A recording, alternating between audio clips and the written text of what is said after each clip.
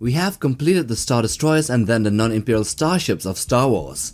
So what's next? I guess now we take a peek at the space stations and battle stations of the Galactic Empire, and then after it, we will maybe explore the battle stations of the other factions of the galaxy far, far away.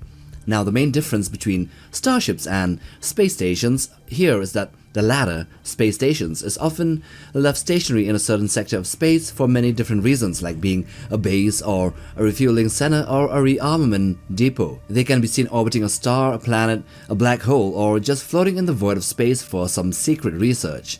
All of the galactic stations are well armed to the teeth and can defend themselves against squadrons of fighters or maybe even smaller classes of starships. Anyway, I guess this intro has bored you to a near catatonic state. Well, let's head on to the 15 biggest then. Let's begin! At 15 we have the Colossus. This was basically a giant floating city and a fuel station built on an ocean world called Castellon. It looked like a huge dagger sticking out of the sea, but that was just the tip. Most of it was hidden underwater. Even though it floated on the water, it was secretly a full-blown spaceship too, able to lift off into space and orbit the planet, and jump into hyperspace using its boosters and a Class 2 hyperdrive. It wasn't just a machine, it was also home to all kinds of people. Pilots, mechanics, racers, merchants, you name it. A squad of elite pilots called the A Squadron defended the station, and folks like Jared Yeager ran repair shops and even made a living on board. 14. The XQ platforms. The XQ platforms, a series of them, were space stations built quickly by the companies like Telgon and Zizor Transport Systems. They were armed with laser cannons and turbolasers for defense, and newer versions constantly had more guns for more firepower. Each station had a central hub with communications gear and a command bridge. Some high security ones like the TIE Defender facility also had missile launchers, which are underneath to shoot down incoming attacks before they hit. These stations could hold up to 3 squadrons of starfighters, along with shuttles and transport ships. The latest of these platforms are the XQ-5 and the XQ-6 station classes, and they are 1 meter above 1 kilometer in size. 13. The Firestar Class 1 space station. The Firestar class orbital defense station was a massive space fortress built by Rendili Stardrive back when the Republic and later the Empire were in charge of the galaxy. It was loaded with firepower, with 148 laser cannons and 60 missile launchers, making it a serious threat to anything that got too close. At its core, the station had landing pads and hangars for ships to dock, while 4 huge towers stretched high above and below the main section like giant spikes. It could house up to 500 people and had enough food and supplies to keep everyone going on for half a year without resupply. On the 12th spot we have the Shield Gate. So this one was a big wheel-shaped space station, at least circular in shape, floating above the planet called Scarif. The Empire used this as the only doorway through a giant force field that protected the entire planet below. Only Imperial crafts could pass through it, and the Scarif itself was super important. It had the Empire's top secret research labs, including the Death Star project. When the Rebel Alliance attacked Scarif, they had to take out the Shield Gate first to break through the shield and reach the planet's surface in order to get the information. Number 11. The Rama Imperial Space Station. This one orbited the star called Rama and was built like a smaller version of the Death Star. It stored rare and valuable resources like Socalium crystals. It was heavily protected with thick armor and strong deflector shields, making it almost impossible to break through or into. Think of it as a high security vault floating in space, kinda like the shape of a Death Star but smaller.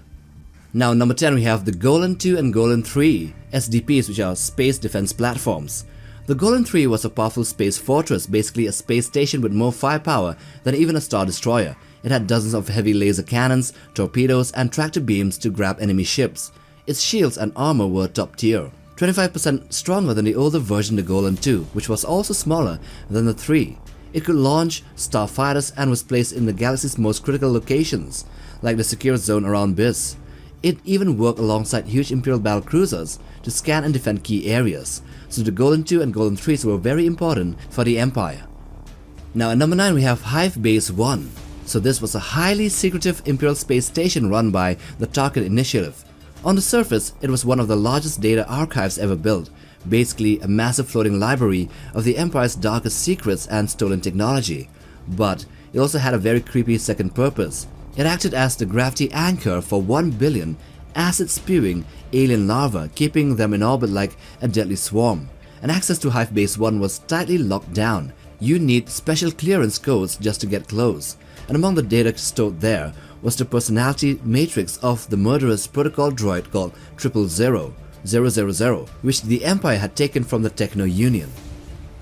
Number 8. The Wheel.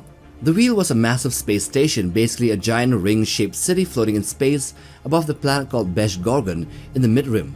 Imagine a small moon turned into a luxury space resort, with lights sparkling from 1,000 windows. The center had a large hub with 2 long arms connecting to smaller rotating rings which were added later.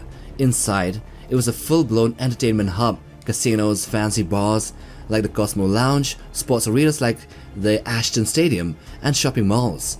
During different eras, it was a hotspot for travelers, gamblers, and shady deals alike, and in short, or in a nutshell, it's Las Vegas in the mid-rim. Now at number 7 we have the Derilyn Space Defense Platform. This was a gigantic military station built by Rendili Star Drive when the Empire took control of the El Root sector. It looked like 2 saucers stacked with a thick central section and was over 4 kilometers long. It was heavily armed with tons of laser cannons and could launch 12 full squadrons of starfighters. The platform was stocked with enough supplies to last for 5 years, making it a self-sustaining fortress in space. Number 6. The Jovin Station. This was a key stopover point in the Clone Wars era, located in the Jovin system. It was the main Republic station in the region and played a big role in space trade with 8 huge freighters, or later Star Destroyers when the Empire took over, and they were able to dock all at once. It was a place where travelers passed through or even shopped, and Yoda once bought a ship there. Later, after the Death Star exploded, it became the military command center for Admiral Griff's blockade near Yavin, which ended up choking trade in that area. On the 5th spot we have the Golan I Space Defense Platform. So the Golan I was the Galactic Empire's first starter space fortress. Built by Golan Arms, it packed a decent punch with turbo lasers, torpedoes, and tractor beams on both sides. It had its own squadron of TIE fighters, 4 patrol ships, and some shuttles. It could house over 15,000 people in total, which were 5,000 crew and 10,000 guests, and had supplies for 2 years in total.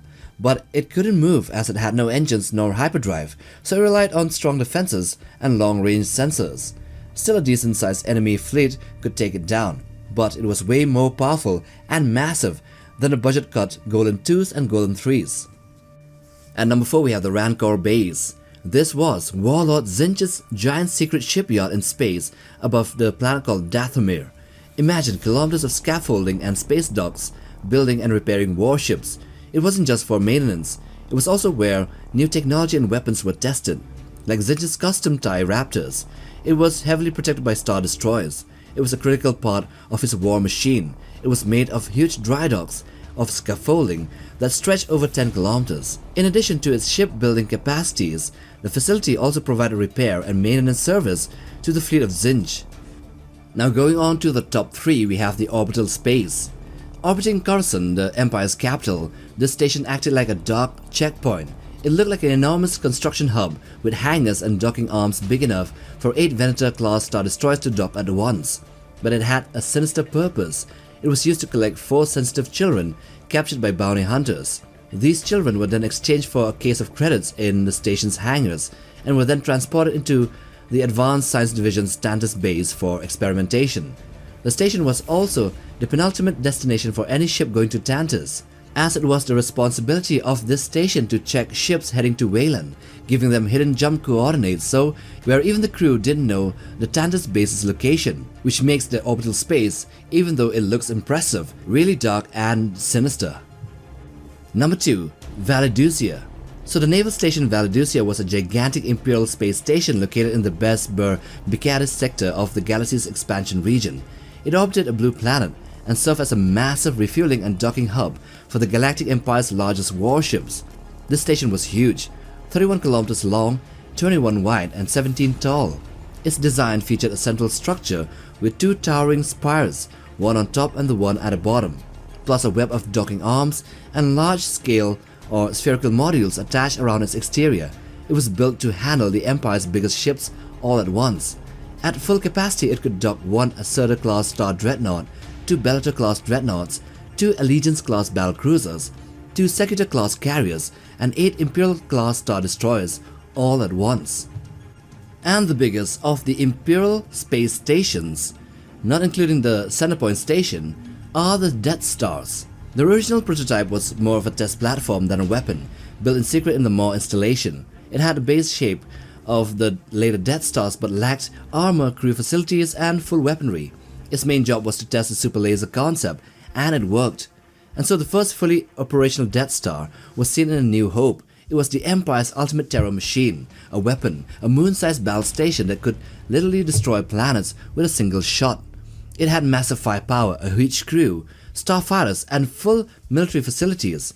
Its first and most infamous act was blowing up Alderaan. It was later destroyed by the rebels when Luke Skywalker fired a proton torpedo into a vulnerable exhaust port, exploding the entire moon-sized station. But that's not the end. Next comes the second Death Star, which was even bigger and much larger in diameter, and was under construction before it was destroyed, and it was above the forest moon called Endor, and was seen in the Return of the Jedi. Though incomplete, it had a fully operational super laser and improved defenses. The Emperor used it as a trap to lure in the rebel fleet, where he planned to destroy the entire resistance at once. But then the rebels gave an Uno reverse card and destroyed the base instead, disabling its shield generator first on the moon's surface and allowing others to blow up its core from the inside, and thus the second Death Star, which was even bigger, was again destroyed. And so these are the biggest Imperial space stations and battle stations in Star Wars. Now if you like this video, then check this other one too, the one in the end screens. Do hit that like button for support and smash that subscribe button to be a part of Legio Notebook. Till the next time, take care, boys.